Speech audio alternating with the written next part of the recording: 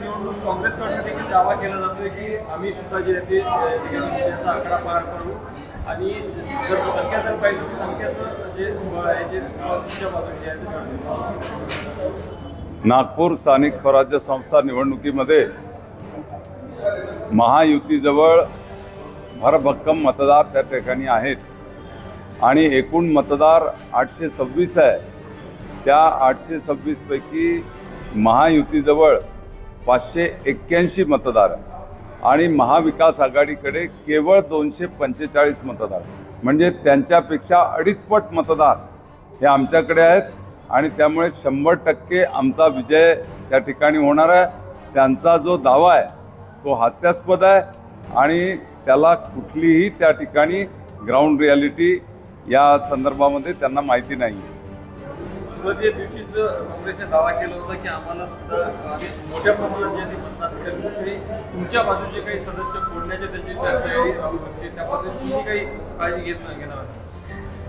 आमच्या बाजूचा एकही मतदार काँग्रेसच्या उमेदवाराला मतदान करणार नाही, कारण की सगळ्या त्या ठिकाणी मतदारांमध्ये नगरसेवकांमध्ये माझ्याबद्दल आत्मीयता आहे. पार्टी व्हीप काढणार आहे आणि सगळे आमचे नगरसेवक हे इमानदार आहे, प्रामाणिक आहे, निष्ठेनं काम करणारे आहे आणि त्यामुळे एकही मतदान हे महायुतीचं इकडे तिकडे जाणार नाही, फुटणार नाही. उलट काँग्रेसचं मतदान फुटेल, कारण की त्यांच्यातल्या अनेक लोकांची माझे जिव्हाळ्याचे संबंध आहेत आणि त्यामुळे कोणी उबाटाचा असेल, कोणी काँग्रेसचा असेल, कोणी एनसीपी शरद पवारचा असेल, कोणी बीएसपीचा असेल, कोणी वंचितचा असेल, काही अपक्ष आहेत, काही गोंडवानाचे आहेत, काही शेकापचे आहेत.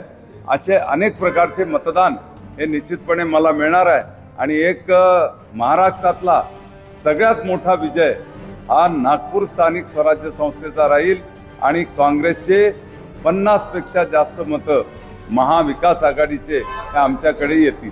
तरी काळजीपूर्वक काही तुम्ही तुमच्या नगरसेवकांना म्हणजे मतदारांना समजा काही अभ्यासवेळ वगैरे ठेवणार का मतदानापर्यंत? नाही, गरजच नाही अभ्यासवेळ ठेवण्याची. आमचे सगळे मतदार सुज्ञ आहेत, ते कोणत्याही दबावाला बळी न पडणारे आहेत आणि त्यामुळे अज्ञातस्थळी वगैरे ठेवण्याची आवश्यकता नाही आहे. सगळेजण आपापल्या ठिकाणी राहूनच त्या ठिकाणी कार्य करणार आहेत. मतदारांना कशा पद्धतीने मार्गदर्शन करण्यात आलेलं आहे?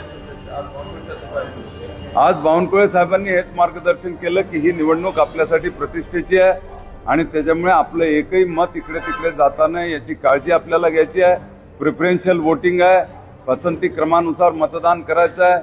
ते मतदान कसं करायचं या संदर्भातल्या काही सूचना त्या ठिकाणी दिल्या आहे आणि आपल्या सगळ्या नवीन नगरसेवकांना कॉशियस राहण्यासाठी सूचना त्या ठिकाणी देण्यात आल्या.